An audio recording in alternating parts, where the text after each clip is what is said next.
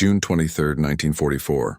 The ocean was silent, a vast, dark world of unseen watchers. Commander Uno Kameo stood in the control room of the Japanese submarine I-52, a steel leviathan gliding westward through black water. Above him stretched 8,000 miles of sea to Tokyo. Ahead lay Europe and the promise of alliance with Germany. His submarine carried 2 tons of gold, 120 tons of tin, and secret cargo meant for the Reich. He believed his mission would help Japan strike back against the encircling war. At 11:40 p.m., he ordered the submarine to surface. The horizon was empty. The sky was starless, and somewhere above, an American torpedo bomber was listening. What Commander Kameo didn't know was that his submarine was being tracked not by eyes but by sound. Floating on the waves were small devices, sonobuoys, listening, recording, transmitting. Moments later, a Mark 24 Fido torpedo entered the water. It followed the I-52's propeller sounds, closed the distance, and struck. The explosion shattered the silence and the submarine's hull. Wire recordings aboard the aircraft captured every sound: the cracking, the collapse, the silence that followed. I-52 sank to the ocean floor, 17,000 feet below, with all 96 souls on board. They never knew what killed them. They never even knew such a weapon existed. That night, a piece of Japan's confidence sank with them, because the technology that had found and destroyed I-52 represented the future, a future Japan could not match. At the dawn of World War II, Japan possessed one of the most advanced submarine fleets in the world, 70 ocean-going vessels, each built with a mix of precision engineering and imperial ambition. To Japanese naval strategists, the submarine was not a raider, it was a samurai. It was to strike warships, scout for fleets, and support grand naval battles. Unlike the Americans, who would later use submarines to choke Japan's commerce, the Japanese viewed theirs as extensions of the fleet. Elite, tactical, and strategic. Their designs reflected that vision. Japan's submarines were massive, complex, and capable of astonishing range. The I-class boats, particularly the later I-400 series, were feats of naval engineering unmatched at the time. The idea was simple: if aircraft carriers could launch planes from the surface, then why not launch them from beneath the sea? From this philosophy was born the Sentoku concept, the secret attack submarines. These were underwater aircraft carriers designed to carry and launch bomber aircraft. Each submarine was over 400 feet long, displacing nearly 6,000 tons underwater. They were the largest submarines ever built until the nuclear age 20 years later. Their fuel tanks could carry them around the world 1.5 times. They were fitted with demagnetization cables to resist magnetic mines, and their hulls were coated with sound-absorbing materials to evade sonar, decades ahead of their time. Each carried 3 Aichi M6A1 Siren floatplane bombers, sealed within a watertight hangar. Within minutes of surfacing, a hydraulic catapult could launch the planes toward their targets. The plan was audacious. These submarines would approach enemy coastlines in secret, surface briefly, launch their aircraft to bomb key targets, perhaps the Panama Canal, perhaps New York City, then vanish beneath the waves. It was a vision born of bold imagination and blind overconfidence. By 1944, Japan had built 3 of these giant I-400 class submarines: I-400, I-401, and I-402. Each one was longer than an American destroyer. Each one represented the very peak of Japan's wartime engineering. But by the time they were ready, the war they were built for no longer existed. Japan's naval air power had been shattered at Midway in 1942. Its carrier fleet was gone, its oil convoys were hunted relentlessly, and its industrial capacity was crumbling. The empire could barely defend its own waters, let alone strike across oceans. The I-400s were technological marvels built for a fantasy war Japan could no longer fight. Meanwhile, across the Pacific, a different kind of miracle was unfolding, not in design but in production. At the start of the war, American submarines were small, somewhat underpowered, and plagued by faulty torpedoes. Their Mark 14 torpedoes often failed to explode, ran too deep, or missed entirely. But by 1943, American engineers, and the submariners themselves had fixed those flaws through relentless testing. Now, the Gato and Balao-class submarines were sleek, lethal, and reliable. They were smaller than Japan's monsters, but faster, tougher, and equipped with superior sensors. Each had radar capable of detecting ships more than 20 miles away, and sonar systems so refined they could hear individual propeller blades in the dark. America's strength, however, was not just in machines, and it was in multiplication. From shipyards in Connecticut, New Hampshire, California, and Wisconsin, new submarines rolled out at a pace Japan could never hope to match. The U.S. built over 300 submarines between 1941 and 1945. Japan never maintained more than 70 at once. Each American submarine shared standardized parts: periscopes, engines, batteries, even torpedo tubes. If one was damaged, it could be repaired in days. If one was sunk, another took its place in weeks. This was industrial warfare at its purest. Quantity became quality. And unlike Japan's massive boats, American submarines were designed for efficiency, not spectacle. They carried 24 torpedoes, a crew of 80, and an array of sensors that made them silent predators. Each patrol was a calculated operation, supported by intelligence and logistics on a scale the Axis could not imagine.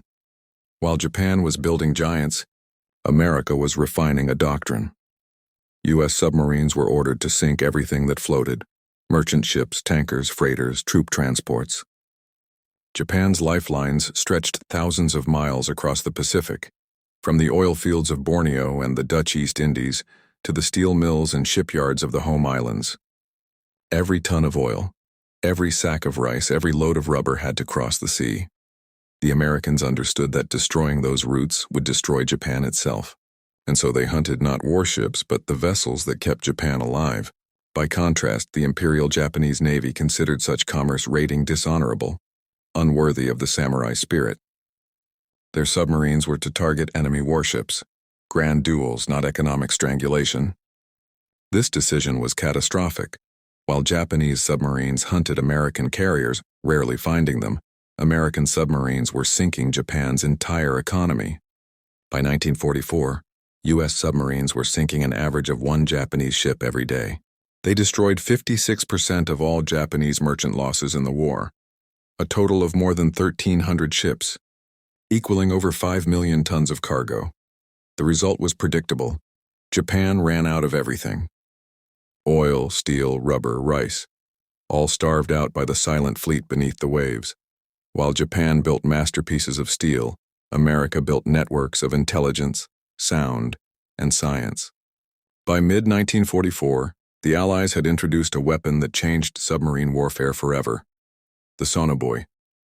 Each was a small floating microphone that listened to the ocean and radioed sounds back to aircraft overhead. It allowed planes to hear submarines underwater, even when they were invisible. Combined with radar and acoustic torpedoes, these devices made hiding impossible. The sinking of I-52 was the first demonstration of this new world. For the first time, aircraft could track, follow, and kill a submarine beneath the surface. A death sentence for any Japanese crew unaware of this new reality. At the same time, American submarines themselves gained revolutionary tools. FM sonar, known as Hell's Bells, allowed them to see underwater minefields and navigate through them safely. In June 1945, 9 American submarines used this technology to enter the supposedly impenetrable Sea of Japan, slipping through mined straits to attack shipping freely within Japan's last refuge. They called it Operation Barney. Within 2 weeks, they sank 28 Japanese ships. The Japanese Navy was stunned. The Sea of Japan had been considered safe, protected by 4 layers of mines. Now it was just another hunting ground. Japan's submariners began to realize a horrifying truth: the Americans could see everything. The ocean itself was no longer neutral, it was enemy territory. By the summer of 1945, the ocean no longer belonged to Japan. Everywhere their submarines went, invisible ears listened, radar swept the skies, sonar pierced the depths, and American hunter-killer groups roamed with surgical precision.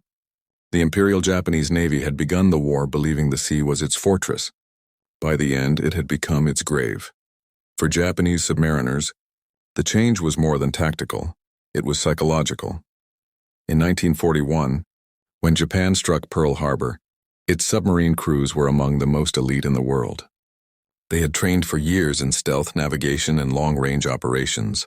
Their submarines were advanced, fast, and built to endure long voyages across entire oceans. They saw themselves as the silent knights of the empire. But by late 1944, that pride had turned to dread. Crews began reporting that American aircraft could find them even in total darkness, even after they had submerged. Pilots would appear overhead minutes after a dive, dropping depth charges with unerring accuracy. Torpedoes would follow their evasive maneuvers as if guided by ghosts. Many believed the Americans possessed some supernatural power, a curse or unseen weapon that made hiding useless. That weapon was science. Through radar, sonar, code-breaking, and industrial power, America had turned the ocean into a transparent battlefield.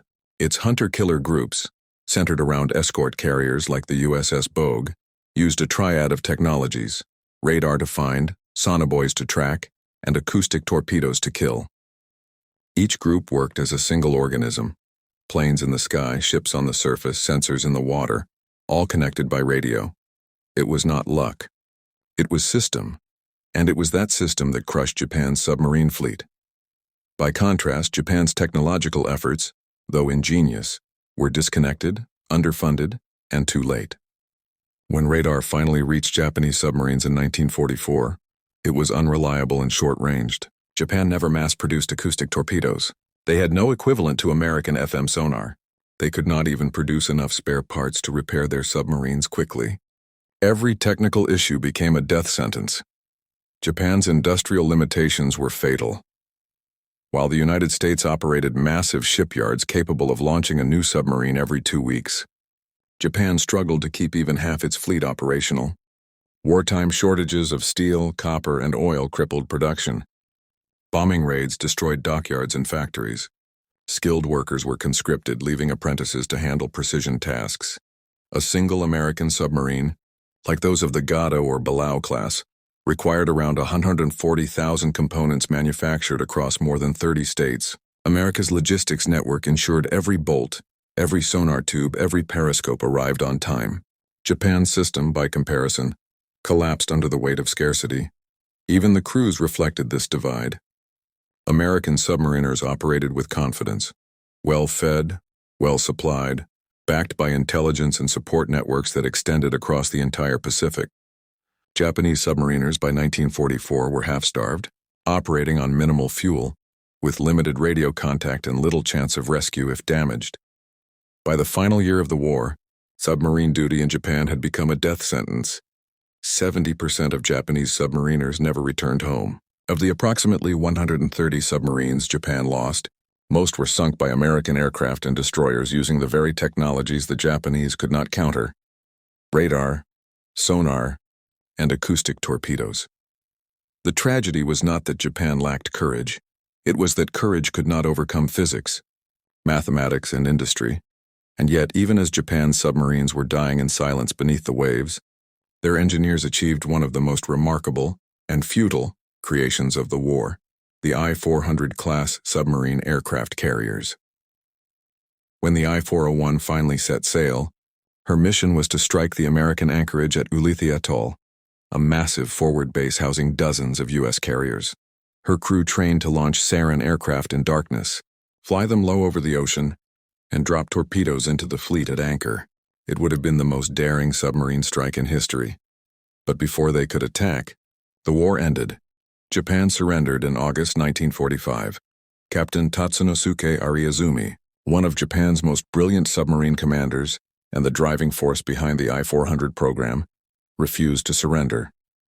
As his submarine prepared to turn itself over to the Americans, Ariazumi took his own life aboard I-401. He had seen the end coming long before. His nation had built the largest submarines in the world, but they had no sea left to sail in. When American forces boarded the surrendered I-400 and I-401, they were astonished. These submarines were larger than any they had ever seen. 400 feet long, equipped with hangars, catapults, and massive range. But they were relics of an obsolete idea: impressive engineering, but strategically useless. The Americans examined everything: the planes, the engines, the torpedoes, the radar. They noted how advanced some systems were, and how primitive others seemed compared to their own. Japan's submarines looked powerful on paper, but in reality they were blind, deaf, and isolated in a world that had moved on without them. For the surviving Japanese crews, surrender brought revelation. They were brought aboard American submarines and shown equipment that worked flawlessly. Radar displays glowing bright, sonar screens mapping the depths, fire control computers solving targeting equations automatically. They saw the acoustic torpedoes that had stalked them. They held the sonobuoys that had listened to their last dives. Lieutenant Commander Nobukio Nambu, who had commanded I-401, later told interrogators that he realized Japan had lost the war not when Hiroshima was bombed, but months earlier, when he intercepted American radio traffic during patrol. The voices he heard spoke casually of convoys, operations, and reinforcements. The ease, the scale, the coordination, it was a language of abundance. Japan by then was starving. That realization was not unique. Many Japanese naval officers said the same thing. America didn't just have better weapons. It had a system, industrial, technological, logistical, that turned invention into domination. By the time of surrender, Japan's merchant fleet, once over 6 million tons, had fallen to less than 2 million. Only a fraction of that could still sail. Factories stood idle for lack of raw materials. Cities starved because rice and fuel could no longer cross the seas. Submarines that once carried gold and strategic cargo, like the I-52, now lay silent in the depths, monuments to a lost empire. When Vice Admiral Charles Lockwood, commander of the U.S. Submarine Force Pacific, raised his flag over captured Japanese submarines in Tokyo Bay after the surrender, the symbolism was unmistakable. The war beneath the sea had been won not by size, but by system. The Americans had turned science into strategy, technology into tactics, and data into victory. The Japanese had turned ambition into engineering, but without the industrial foundation to sustain it. In the end, that was the defining lesson of Japan's giant submarines. They represented everything brilliant and everything tragic about Japan's war effort. Magnificent machines designed for glory, destroyed by the quiet hum of an American sonar ping. The war that began with surprise and audacity ended in mathematics. The numbers told the story. Japanese ships sunk by American submarines. 3 million tons of cargo destroyed. Over $10,000. Japanese submariners lost, and only 184. Allied ships sunk in return. The sea that Japan once believed would carry its empire to greatness had become its tomb. When the I-400 and I-401 were finally scuttled by the American and sunk intentionally to keep their technology from Soviet hands, they settled on the ocean floor side by side, enormous shadows of what might have been.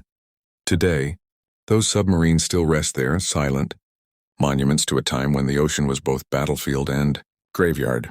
And if you listen closely to the recordings from that night in 1944, the night I-52 went down, you can still hear the sound of the future arriving, the hum of a sonobuoy, the echo of propellers, the whisper of a torpedo closing in, a warship built on pride and destroyed by sound, and a nation built on ambition, defeated by innovation.